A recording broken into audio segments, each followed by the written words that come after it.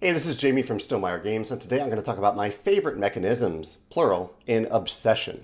Obsession is a game that I played with a total of 4 players at Geekway to the West recently, and I had a really good time with it.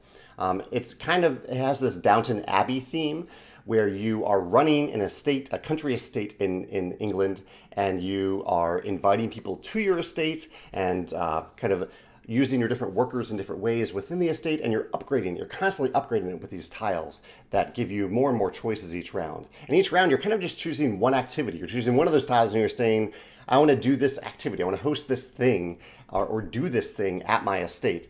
And you need certain workers to do that usually, and you get certain benefits as a result. There are lots of little mechanisms in this game that I think are really, really clever. I'd recommend watching a full video to see how it works. I'll just focus on a few little things today. And let me start with the littlest of them all, which are these tiny, tiny little cards. They are the smallest cards I've ever seen in a game. I think prior to this, the smallest I've seen are the 44 by 67 millimeter cards. They're the visitor card size in viticulture. But these cards are even less than half that size, and they are just adorable. They are... one side is victory point cards. I forget what this side is, but the victory point card is the big stack of them. And they either give you victory points or some bonus that you can gain right now. But I love in such a quaint game that they included such a tiny, quaint component. I thought that was really clever. Nice thematic connection there in the physicality of them. I really like the worker system in the game. It reminds me of some cooperative games that use energy as a system, and even some non-cooperative games that use energy as a system. I am blanking on the game right now I'm blanking on a game right now that uses this system, but there are a couple games that use this energy system, which basically means that at the beginning of your turn, all workers that are on the far left space over here shift over one space to the right, and they get closer and closer to the far right space, which is where the available workers are. So you can only use these workers. And when I use one of these workers to host one of these activities I mentioned, you move them to the far left space. And so you can't use it's not a worker placement. You're essentially using these workers as energy in other comparable games in this rotating system. So you can't use the same worker turn after turn. They're busy doing these activities or running these activities, and they're kind of resting up to run another activity in the future. I think this is a really, really clever cyclical system, and I like that they used individual worker tokens here instead of kind of the more generic energy. It really feels like you're using a certain type of worker to run an activity, and they're busy for a little while. I thought that was really clever. I also really like how the round track is filled with different events to look forward to. So, for example, there's a village fair at the beginning of the 3rd round. There is courtship that happens at the beginning of the 4th round. I hope I'm saying that right at the beginning of the round. I think we did it at the beginning. It might be at the end.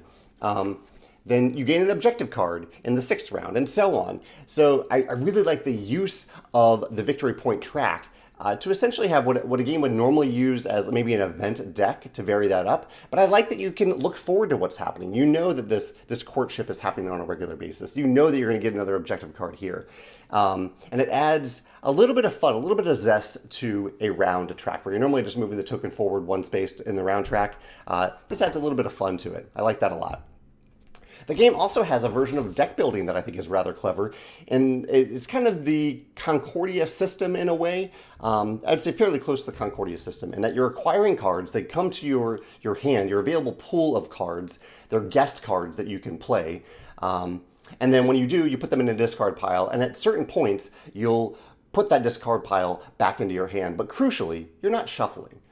There's no shuffling here. You just have a bunch of guests that are now associated with your estate.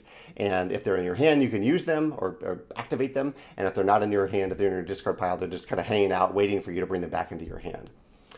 And this ties to the last thing that I think is really, really clever about this game, especially thematically, which is that you are running this estate and you are inviting people to this estate. Those are those cards that I just mentioned. And there are some cards in the game, some abilities, some activities, where you can draw 2 cards and pick one to keep, and that card goes to your hand. And in many games, this just adds, a little level of choice, a little bit of agency here as to which card you get. But in Obsession, it's really, really crucially important to play those cards because some of the guests have a bad reputation. They are worth negative victory points at the end of the game if you have these guests.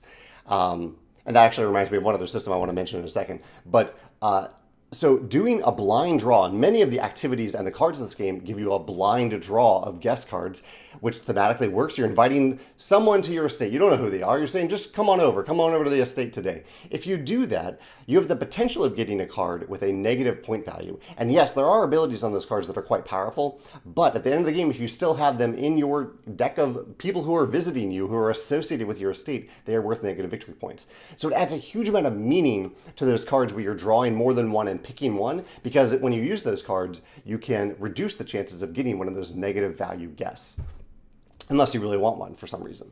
And that reminds me of the one other system in this game that I don't have visible here. It's kind of in the upper right of your player mat. I don't have it's right here, but I don't have it visible here. Is that you need to be aware of your own reputation throughout the game. I used the word reputation incorrectly earlier, but how the world views you when you're running a country estate in, I don't know, the 1800s, early 1900s England was apparently very important.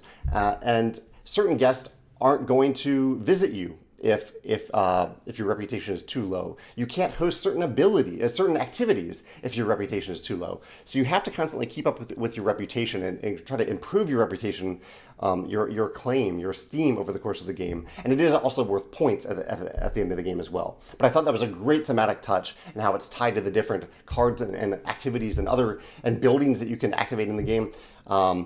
I thought that was a really clever touch in this game as well. So many different little thematic touches tied to interesting mechanisms in Obsession. I highly recommend checking it out. And if I've missed something, I'm sure I've missed something. If you have a different favorite mechanism in Obsession, feel free to let me know in the comments below. Or if any of these systems remind you of another game, feel free to let me know about that in the comments below as well.